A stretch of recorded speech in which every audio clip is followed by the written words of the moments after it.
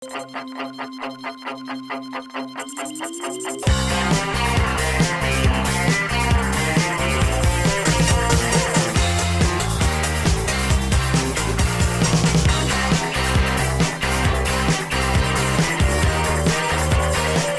you found out all the incredible actors that were going to be involved in your first movie, how did you feel? Did you jump up in the air, or how did you feel? Oh, yeah, I was ecstatic.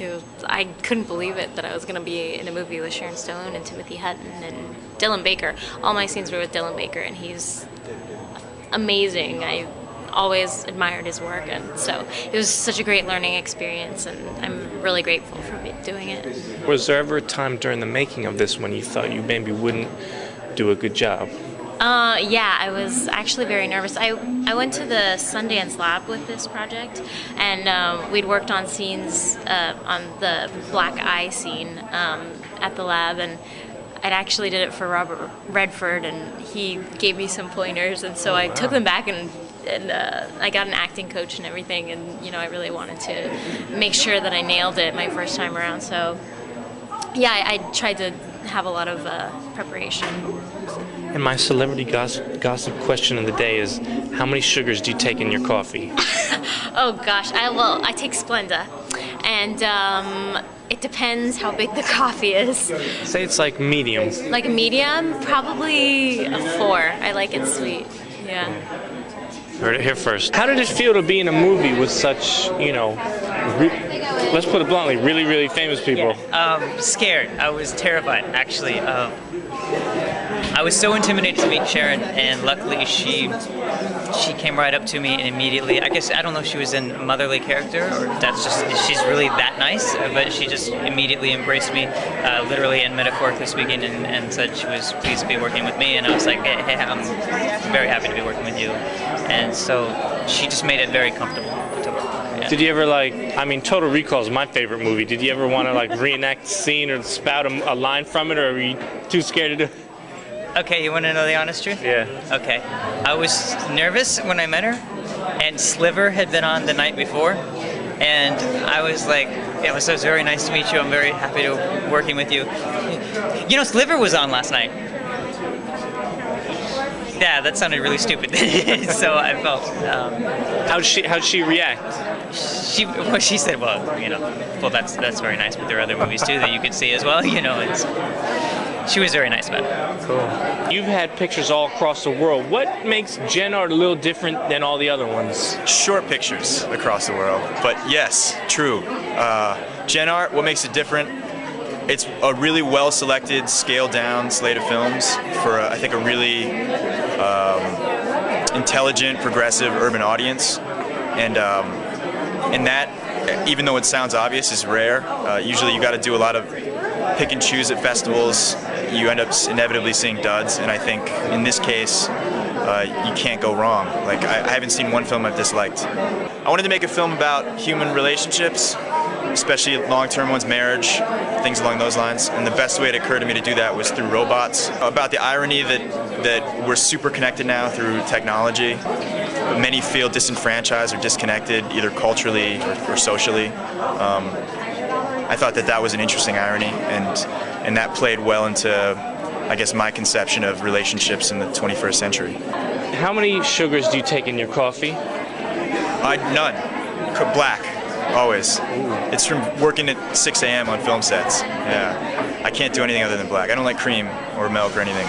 And when did you know you wanted to get in the business and get into film and all that? Was it a particular film that you saw when you were young, or just one day you were like, oh, I want to create? I think I saw a lot of films when I was young that I really dug. I mean, I'm the Donner, Zemeckis, Spielberg generation, the early 80s generation. As much as I'd like to claim that I was raised on art house cinema and Bergman and Truffaut films, I wasn't. I approached those later when I was in college and late high school. I started watching those on my own, just out of interest. I think it was more what I knew I could do with film and cinema that really drove me towards it, rather than one particular inspiration. I just looked at it as a means to communicate stories in a more palpable, visceral way than any other means I was considering at the time. So if you had to star in a movie called When a Man Falls in the Forest, what do you think it would be about? That's a good question. I did hear a quote once, if a man says something wrong and a woman isn't there to hear him, is he still wrong? It's the guy from GAFF City. Get out of here. Me, GAFF Hey, City, buddy, what's up? How you doing, bro? Good to see you. Good to see you as well. I got to check out your site. I love your site, too. I love your site. I love your site more. No. I love your site so much. I'm looking at the camera and tell them I love your site. Editing style, crazy. Who you choose to interview, like myself, crazy, and more so. Do your thing, man. Thanks, buddy. I think you're up next, yeah. So we're gonna talk soon. Cool, definitely. Don't forget me. I won't. Never. You know that Britney Spears beat Kevin Federline's truck with an umbrella. It looks just like this. What? The one that you're holding. What's going on? Are you hanging out with Britney Spears? I don't want to break it now because I want this to be about the festival. The 12th annual Gen Art Film Festival, 7 parties, all those things. But after we're gonna talk and we're gonna get some exclusive stuff on both our sites, gackcity.com, davidjr.com. And I'm speaking really fast because it's day 6 and my mind is going crazy. You are crazy, but I seen that umbrella. He's a bad, bad man. Oh, bad man. Probably the general theme, I guess, was maybe that I just felt like people are really, really bad, usually at communicating. One of the moments in the film that I responded to the most, and I think so many people would, is the speech that you give when you're leaving the answering machine message. I just learned it well.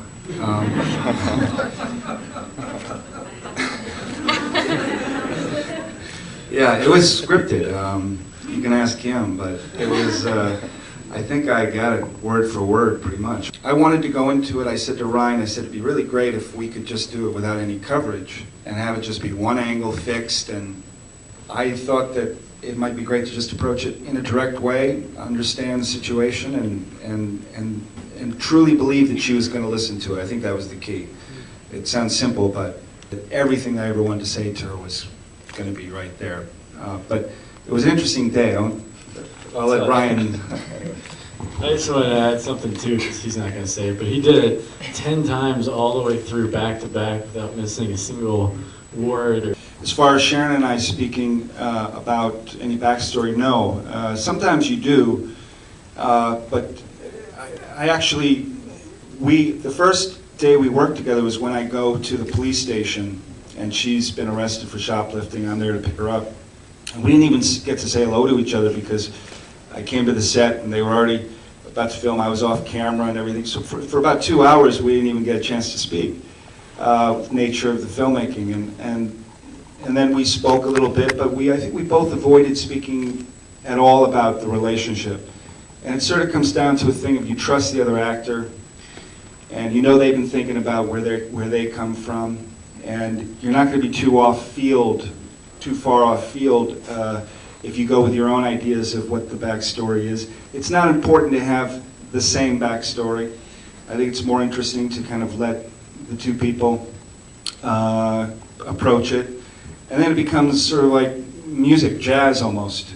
And you get into these scenes like the scene in the car, and you just sort of go with it, and I feed off of her, hopefully she's feeding off of me, and you just kind of go back and forth. The subtext carries itself, and you could be thinking about, I mean, it's a breakup scene, you could be thinking about how great coconut ice cream is, but if it's specific, it's going to register. That was weird. God, that light is so bright, Dave. I feel like I'm being abducted by an alien right now. You are, turn around.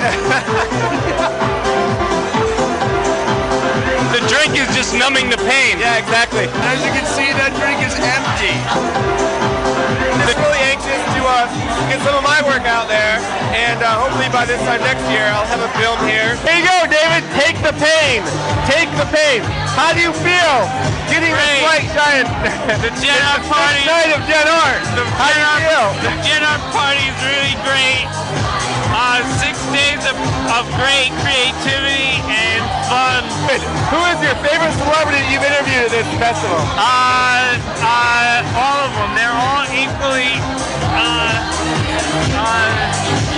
Hey David. Yeah. Do you think you could get a brighter light for your camera? Probably not.